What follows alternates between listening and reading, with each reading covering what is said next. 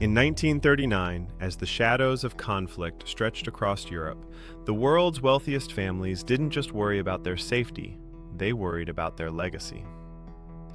They knew a secret that modern history books often ignore. In a war economy, the rules of money don't just bend, they shatter. Today, in 2026, as geopolitical tensions mirror the dark setup of the late 1930s, the forensic record provides the only survival map that still works. Historically, war is the ultimate accelerator of currency debasement. It is a mathematical certainty.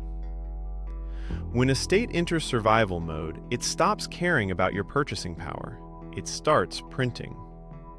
In every major conflict of the last century, from the world wars to the regional collapses of the 90s, the first casualty of the front line was always the local currency.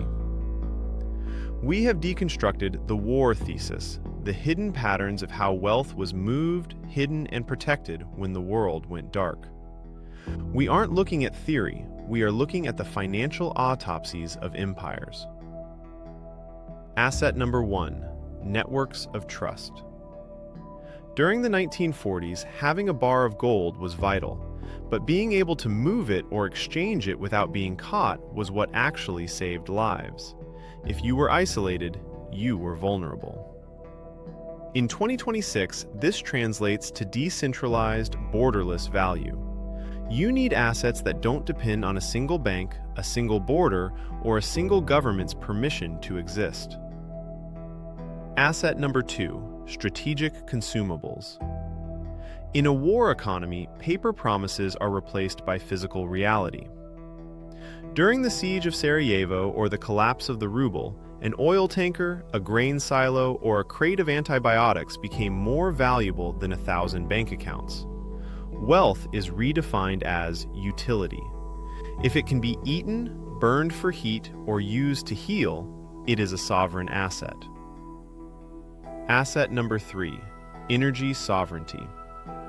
History proves that whoever controls the flow of energy controls the flow of reality.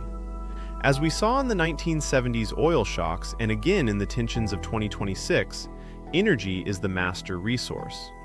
Owning the means of energy production, whether it's land with resources or the technology to harvest them, is the ultimate hedge against a system that is running out of time. Asset number 4, mobile high-density value. If you can't carry your wealth in a single bag, you don't truly own it when the borders close. The elite of 1939 transitioned into portable assets, diamonds, rare stamps, or high-purity gold. In our digital era, this means knowing how to move value across a ledger without a middleman who can freeze your access with a single keystroke. Asset number 5, productive technology. War destroys old industries but births new titans. Companies that solve the problems of a broken supply chain or provide essential defense and communication infrastructure don't just survive, they thrive. History shows that investing in the tools of the new world is how the fortunes of the next century are built while the old ones burn. The pattern of 1939 is executing again with terrifying mathematical precision. The debt is too high, the trust is too low, and the drums of conflict are becoming a drumbeat for a global currency reset. The question is not if the system will transition into a war economy, but which side of the financial fence you will be standing on when the gates finally close.